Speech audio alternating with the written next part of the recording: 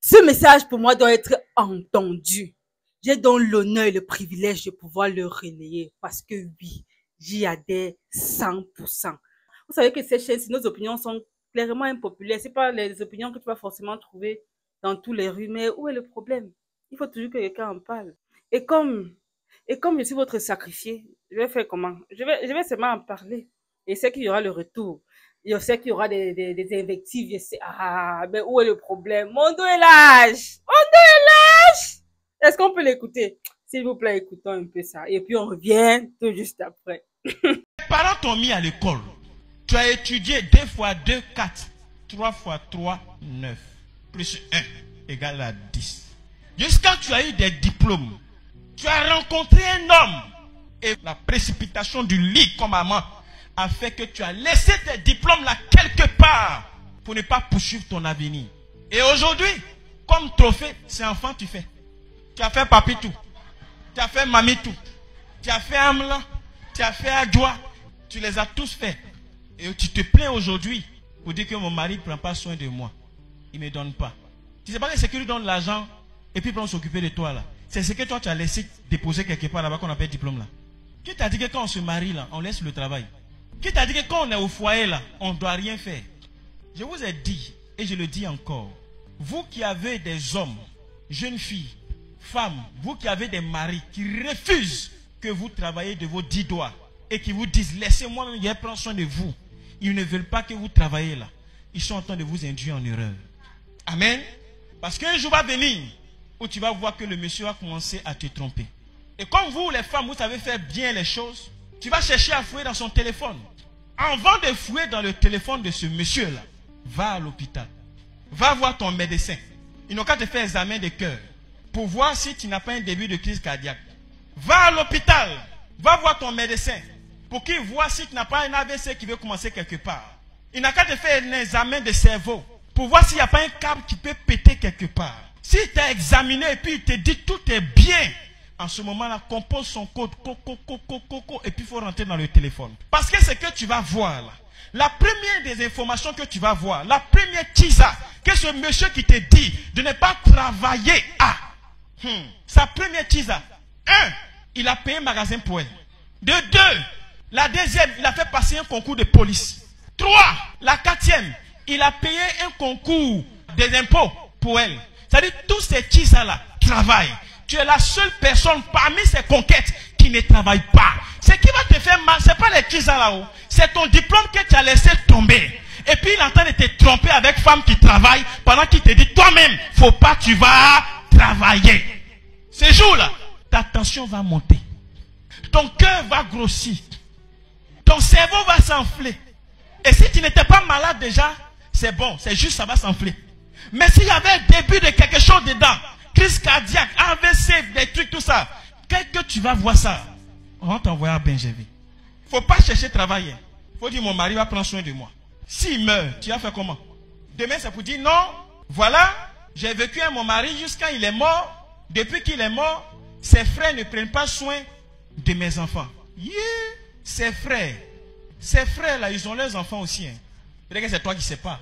Ils ont des charges aussi. C'est toi qui ne savais pas. Quand tu pensais que ton homme était éternel, c'est pourquoi tu ne voulais rien faire tes 10 doigts. Voici que maintenant que tu te retrouves face à une réalité où le monsieur n'est plus, tu comptes sur ses frères. Quel frère? Quel frère? Tu n'auras aucun frère. Tu sais pourquoi ces choses-là t'arrivent? Parce que tu t'es précipité pour aller où ça? Au lit. Et tu as été pendu par la vie. Tu regrettes aujourd'hui. L'âge que tu as, malheureusement, c'est plus l'âge qu'on prend pour aller chercher le travail à la fonction publique. Tu es là et puis tu dis, si je savais. Malheureusement, ça n'a pas de queue. Que Dieu t'aide. Rattrape le temps perdu. Rattrape les jours perdus. Laisse la précipitation. Avant de t'engager dans quelque chose, garde le calme. Va vers Dieu. Prie jusqu'à ce que tu aies la réponse avant de t'engager.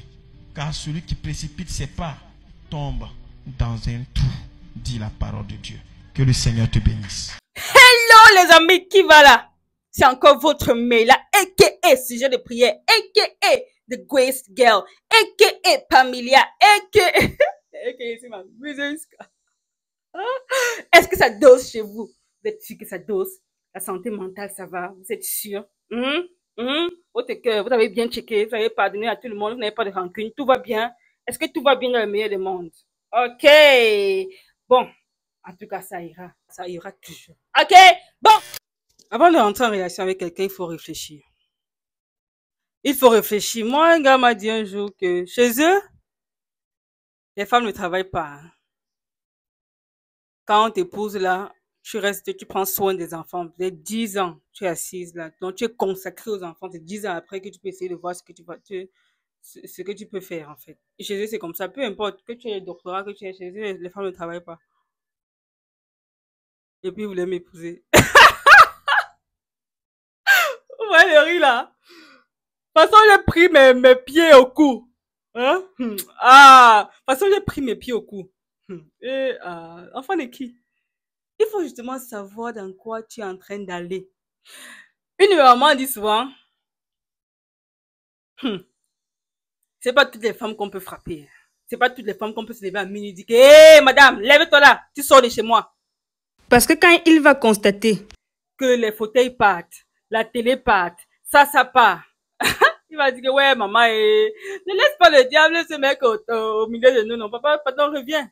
Pourquoi? Parce que tu les as achetés. Je suis pas en train de parler ici de femmes indépendantes, je suis pas en train de parler de, waouh, waouh. En fait, je vais vous dire, même avant d'aborder ça, excusez-moi d'étirer comme ça, parce que ça chauffe. Il fait chaud. Ok.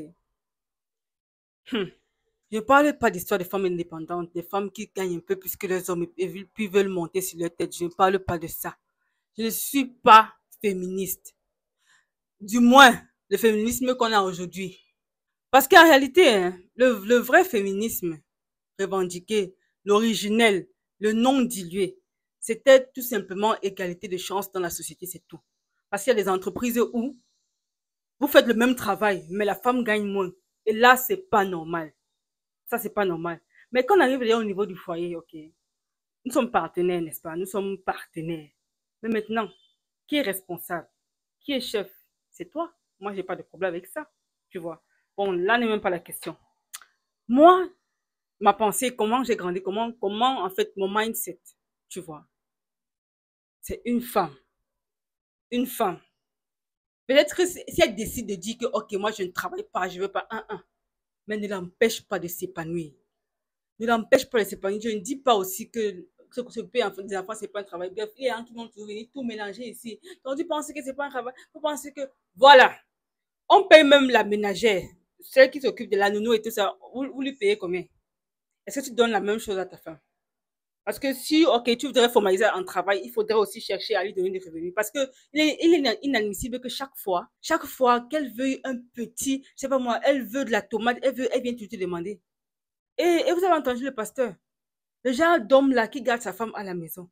Et tu ne fais rien, tu t'occupes seulement des enfants là. Oh my God. Moi, j'en connais des hommes à l'église. Souvent là, je les voyais dehors. Leur femme ne travaille pas, leur femme est à l'église. Souvent, je les voyais dehors avec les petites par-ci par-là. Mais qui, moi, je ne peux pas me lever pour aller dire que j'ai vu ton mari, ton mari. Tu sais que ce n'est pas une collaboratrice, c'est clair. Parce que tu vois les coins, les tangentes qui sont en train de prendre, tu vois, tu sais déjà. Et à quelle heure? Tu sais qu'est-ce que c'est pas une collaboratrice. Mais toi, tu ne peux pas te lever, aller dire à sa femme. Qui? Moi? Quand vous disiez oui, j'étais là. Non, papa, je ne suis pas moi le genre là. C'est pas le genre qui garde les couples. Tout ce que je peux faire, c'est peut-être prier pour vous. C'est pas que le foyer bas de l'air, vraiment que. Mais, en tout cas, chacun sait comment il gère son foyer. Chacun sait ce qui marche pour lui. Je connais aussi des gens, voilà. En fait, finalement, quand les enfants ont un peu grandi, il a commencé à faire sa carrière et tout. Son mari était toujours contre, mais il a forcé et tout. Mais ça, c'est votre problème, ça. Et moi, j'ai dit, en tant que jeune fille, parce que moi, je parle vraiment aux jeunes filles. Je parle pas aux gens qui ont ce certain âge-là. Il y a 30 ans, mon temps, la maman, tu sais déjà ce que tu veux. Mais moi, je parle peut-être à la jeune génération, ok? Choisis, en fait, le genre de fille que tu veux. Déjà, il faut te connaître. Il y a plusieurs filles de 20, 22 ans qui m'écrivent, ah, celui-ci là m'a dragué, il fait faire l'opposition, mais j'ai prié, je ne sais pas trop, qu'est-ce que tu me proposes et tout. J'ai des rendez-vous d'appel comme ça, plusieurs. C'est que moi, d'abord, je compte leur dire, ah, il faudrait qu'il fasse ça, il faudrait qu'il fasse ça une vidéo séparée. Déjà, il faut te connaître en tant que personne. Dieu merci, je ne me suis pas mariée quand j'avais les 20 ans, 21, 22, machin là. Ah, ma vie serait, je ne serais même pas en train de vous parler là où je suis placée ici. Et, ah, vous jouez. Vous jouez. Une femme doit avoir sa part. Ça, c'est le discours du siècle. C'est ça que ma maman m'a inculqué. Et je vis par ça. Une femme doit avoir sa part. Pas que tu te mesures à ton homme, tu dis que tu payes l'autre, tu payes le... Une femme, bref, prenez ça comme vous voulez. Mais je pense et je sais, une femme doit avoir sa part. Sa part. Ton mari peut dire que, ok, ouais, j'ai un problème de 2 millions, 3 millions, comme ça. Tu ne vas pas dire que, wow, maman, tu veux me tuer et tout ça. Tu vas pouvoir dire que, attends, donne-moi 2 semaines, je viens avec ça. Une femme doit avoir sa part. Je n'ai pas envie de citer les couples, parce que quand on cite souvent les couples et cela, vous dites que, mais est-ce que tu sais ce qu'ils vivent, est-ce que tu sais... Une femme doit avoir sa part. J'ai terminé. Qu'est-ce que vous en pensez? C'est vrai que la question de qu'est-ce que vous en pensez, c'est souvent le commentaire, souvent j'ai envie de tacler. Mais mon frère, quand tu dis que qu'est-ce que vous en pensez, vraiment aux gens de dire ce qu'ils en pensent tout simplement. On est libre ici, on est free, ok?